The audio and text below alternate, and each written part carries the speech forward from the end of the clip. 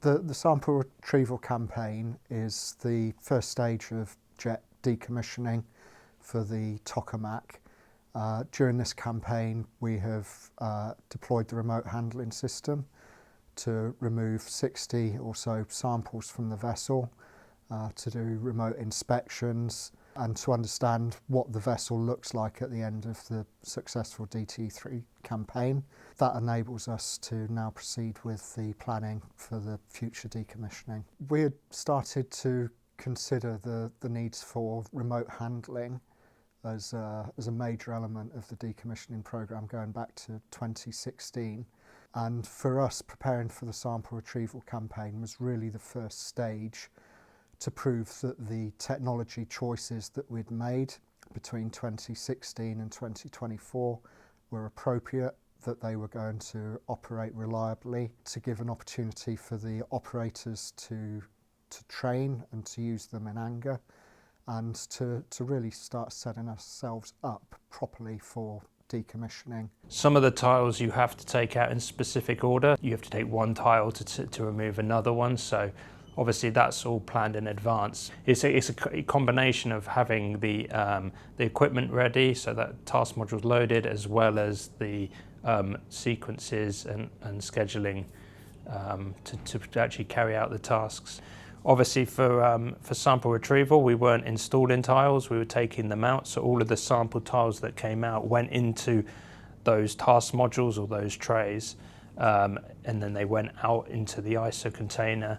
We knew that this would be quite a high stress, high pressure environment, especially in the initial phases. So before starting the in-vessel work, we made sure to do a significant amount of training and preparation for the whole team.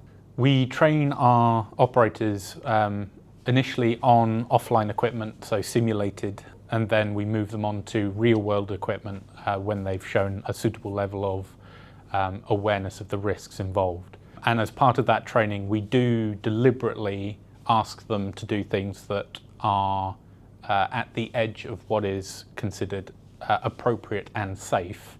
And the expectation there is that they push back and challenge those instructions. So an explicit part of the role and the responsibility of being in the control room is to challenge instructions and ask for clarification if you believe that there's any risk to the asset or the equipment.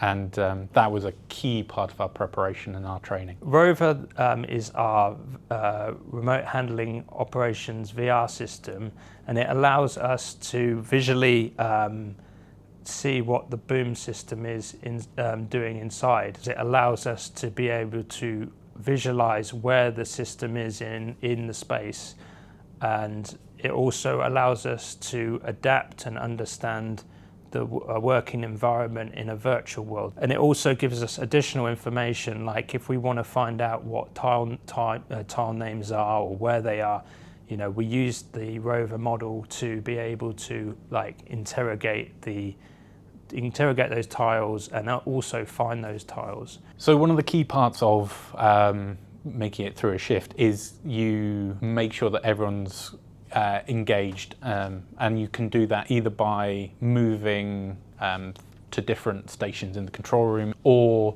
you can take short unscheduled breaks, to make sure that everyone has that time to get some fresh air and return to the work with the appropriate level of focus. That was more necessary at the start of the shutdown, but as people gained familiarity and confidence in the work that we were doing, it was necessary to take those breaks less and less. So one of the key things that we wanted to get out of this campaign of work was to understand where the gaps in our training was. And as part of that, we have empowered some of the ops team members to become equipment specialists and trainers. They are heavily involved in updating the training materials based on their experience.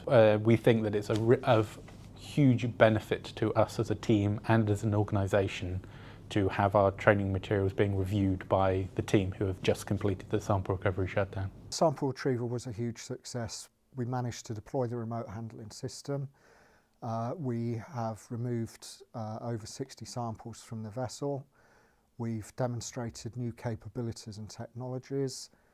We've trained operators, and we've also done a really successful collaboration with Eurofusion to do LIBS experiments, laser-induced breakdown spectroscopy, which gives us another view of the material properties in the vessel that will all help with the future planning of jet decommissioning and take forward fusion science.